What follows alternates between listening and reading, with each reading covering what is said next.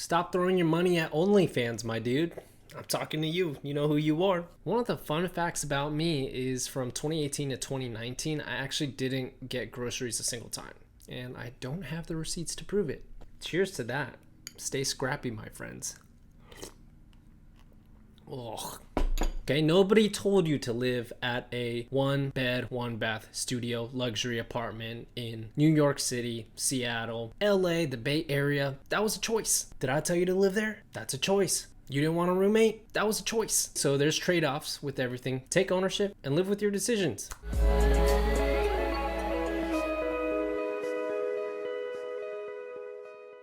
Hey geeks, hope you're doing well. All right, there's no time to waste today, so let's just go ahead and jump right in. First of all, this video is sponsored by Glory Visuals, my dudes, Darren, Austin, shout out. Go check out their site, link down below. Just like to help out people that I like, okay?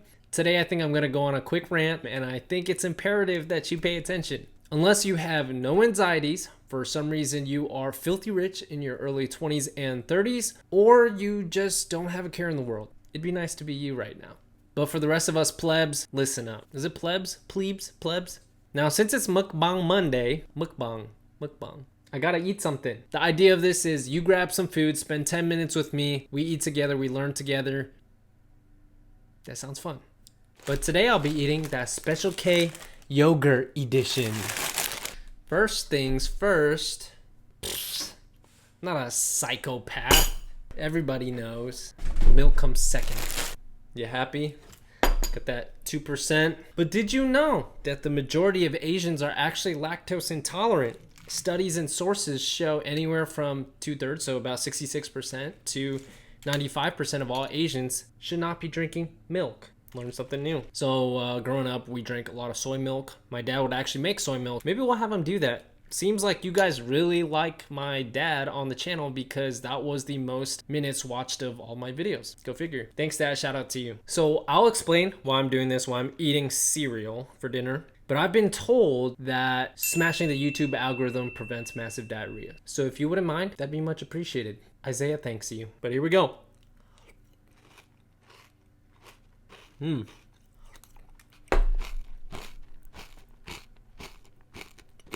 I've actually never done like an ASMR thing before, so let's see what it sounds like with my mouth open. Sorry. I'm really sorry for the people that this is gonna trigger.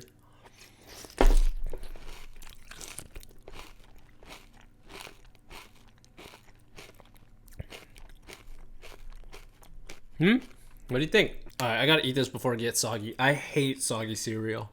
Okay, I don't want to talk with my mouth full. But let's go ahead and set the stage, right? So right now, there's still a lot of financial uncertainty going on. We're in the middle of a global trade war. There is high unemployment here in the US. The markets are very volatile, and there's still a pandemic going on affecting US lives. So at the personal finance level, are you asking yourself these questions? How much in savings do you have? It's great to see right now that Americans are saving more than ever, and I hope we continue to do so. We'll talk about that in a second, but just remember some of the things you're feeling right now. Maybe some of the anxiety, some of the fears, or maybe you're finally at peace, right? We got people on both sides of the spectrum. For the first time, maybe you're starting to really understand what brings you joy, but we'll talk about that in a second. Secondly, what is your burn rate? Where's your money going? How are you spending your money? Stop throwing your money at OnlyFans, my dude.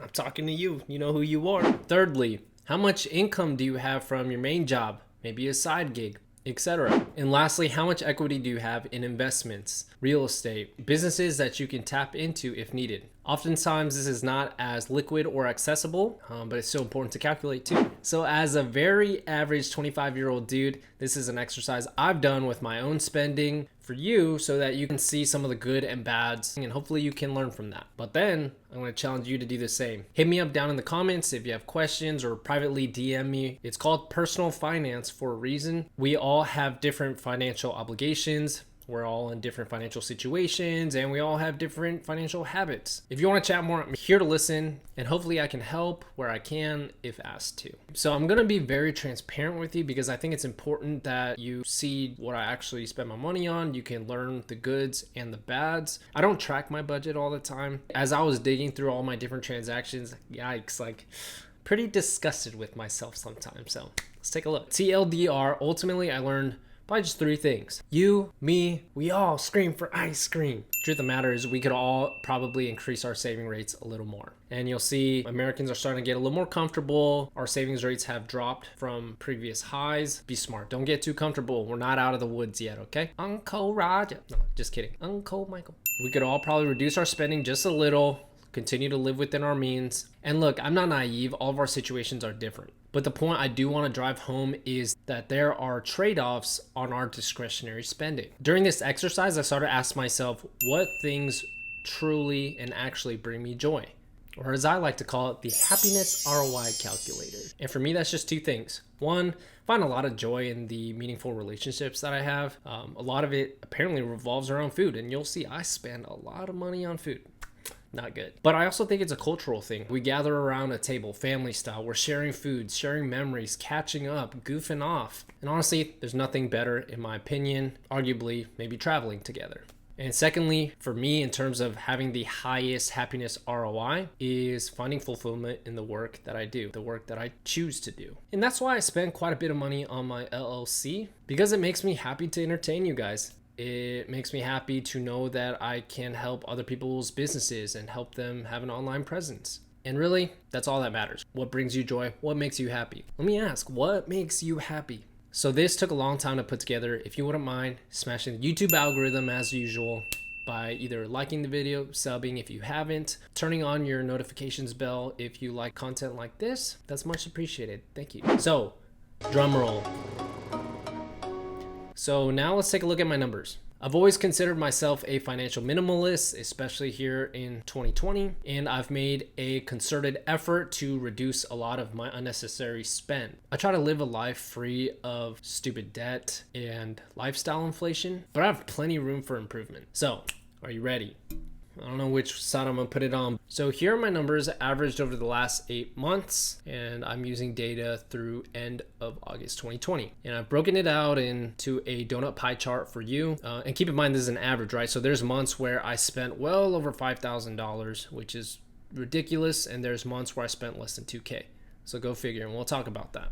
Okay, so first and foremost is, of course, essentials. Look, your boy needs a place to live. I need water, electricity, internet, all things insurance. And now, before people get triggered, I've seen people blow up on social media, Facebook, Reddit, TikTok, blow up on housing. Need I remind you that there's trade-offs to everything, okay? Nobody told you to live at a 1-bed, 1-bath studio luxury apartment in New York City, Seattle, LA, the Bay Area. That was a choice. Did I tell you to live there? That's a choice. You didn't want a roommate? That was a choice. So there's trade-offs with everything. Take ownership and live with your decisions. All right, Isaiah off the soapbox. I've reduced my rent pretty significantly by having a roommate, and he's awesome. And I have no problem living at a place like this. Actually, ours is a 2x2, 2-bed, 2-bath. Go figure. Because I remember a time when my brother and I used to live at a place. It was a 1-bedroom. Total was $525. He paid $275. I paid $250. And we had 2 mattresses just on the ground right next to each other. And one of these videos, I'm going to take you to the actual apartment complex so you can see this in real life. And at the time, I had a girlfriend, and God bless her heart, bless her soul, when she came to visit, she would have to sleep. I mean, she wouldn't be sandwiched, but it would be her, me, and my brother. Think about how awkward that is. And I still remember when I was like a junior in college, I still had roommates. I shared a room with a freshman. Honestly, that was so embarrassing. But you got to do what you got to do. And my current roommate, he actually had, it's either 4 or 5 other roommates in a 1-bedroom apartment.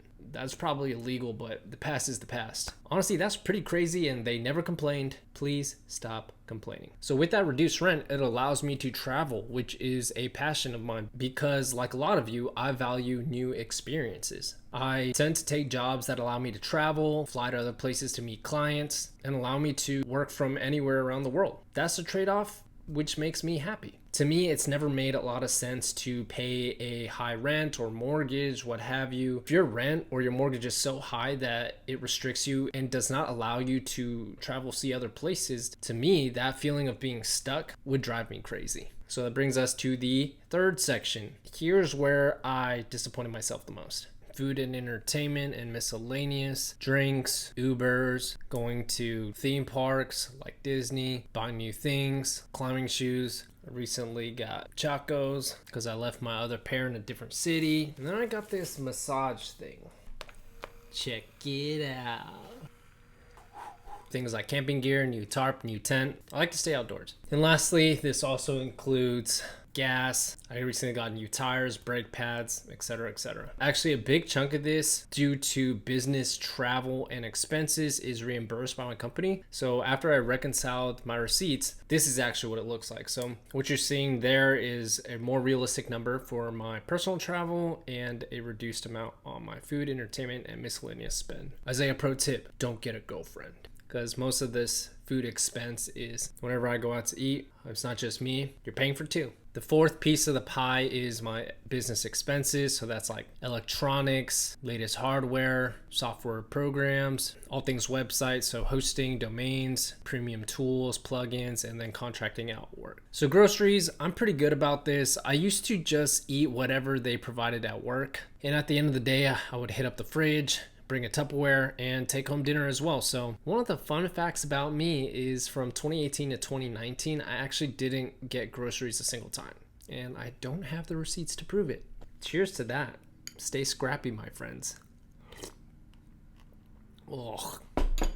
It's disgusting now. Here's another rant of mine. So one thing that used to like boggle my mind is people at work would complain about the free food. We had it catered. Honestly, I thought it was great. There were days, we joke about like mystery meat, but there's a salad bar. They cater in multiple entrees, side dishes. We had snacks, we had drinks. Man, and when my parents came to visit, like over lunch, I would take some of that home and they were really happy and excited. And the fact that it was free was even better. I would throw this into the bucket of lifestyle inflation or standard of living increase. As you make more money, you're going to start spending more. That's going to become the new norm. And you're going to say, well, hey, now I can afford these things. Now I deserve these things. And it's really, really hard to revert back. And I think during this time, it's helped us all kind of readjust and focus on the important things that really actually matter. So after groceries, we have pets, which make up about 3% of my monthly spend. So this $92 comprises of dog food, pee pads, vet bills, toys, etc. And as you guys know, my old dog Ginge, she passed away, lived a long time, and now I got Lucy, which she's over there sleeping on my bed. The biggest chunk of this has to be like vet bills and medication. I have a line item here where it was $179 for a visit and some medication. Like, that's pretty crazy. But my life would be so much different if I didn't have Lucy. So love her like my own daughter. Wouldn't change a thing. Last couple things, phone bill, $75, but that's also reimbursed. And here, my gym membership is $75 a month. I climb, I work out. For me, that's almost my meditation time where I can just go away, put in some headphones, and do my thing. And lastly, subscriptions. This includes OnlyFans, Hub Premium. I'm playing. So this is Netflix, Amazon, regular guy stuff. And at one point I actually had Tinder Premium or Tinder Gold or whatever it was, which is like $5 a month. Look at that. Trying to find love. So there you have it. Keep in mind right now I have no lingering debt, which I talked about in a previous video. We'll cover this more in the future. Now that I've learned a little more about personal finance, I probably wouldn't have been so aggressive, but I'll say this. On the plus side, it's given me a freedom and clarity of mind that I can't begin to describe. And your boy can't wait until he has to worry about a mortgage. So stay tuned. If you're interested in these like personal finance breakdown videos, consider hitting the sub, the notification bell, like, whatever. So the reason why I'm eating cereal, I'm currently doing a 30-day challenge with my roommate to see how much we can reduce our monthly spend by. We're in the midst of it right now, about 15 more days, but we're excited to share that with you. And for those of you that actually track all these numbers yourself, how much is your monthly expense? Let's make it a competition. Drop it down below or DM me. And if you have the lowest spend out of everybody, I'll send you a gift. Probably some gift card so you can go spend some money. We'll call it Isaiah stimulus checks. Gotta save the economy. This exercise has helped me really hone in on unnecessary discretionary spending and figure out what actually brings me the most joy. And in the wise words of a Marie Kondo, hope this video sparked joy for you. That's weird, but that's all I have for you guys. Cheers. See you soon. Bye.